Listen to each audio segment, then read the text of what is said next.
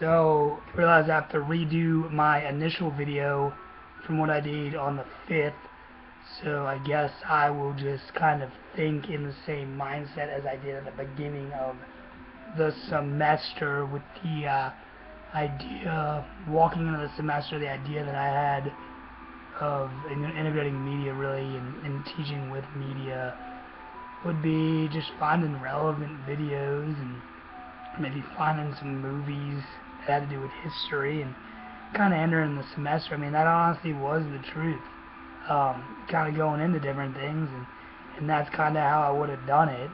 I deleted the last video that I made of this because it was told kind of, I mean, it was kind of a rough draft of it, but kind of going on that, and didn't really know much else about integration. I mean, maybe putting some videos and some PowerPoint and different things and kind of teaching from the book. I mean, as I say in the later video, as you guys can obviously watch, and didn't really even think about the context of what we're teaching and how kids are just always on their phones. And that's one of the things we talk about, the containers. It's later on in the semester. We talk about the different containers and kind of, teachers discouraging students from having those in the classroom. And I understand if they're distractors. I understand if that could be a problem. Kids are sitting there and looking on Facebook or something all day. That could be a problem. But this is something these kids might understand even better than me, some of these different devices.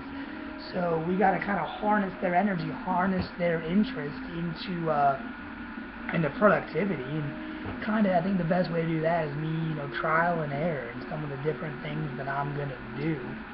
Some of the different stuff that I'm going to integrate, and kind of thinking of stuff more on their level, so to speak, and kind of seeing stuff they might be interested in. Maybe I could integrate some kind of video games or some kind of thing they could do. The quizzes, making interactive quizzes, through Blend-Space or through these different things that we're going to use, that we use throughout the semester.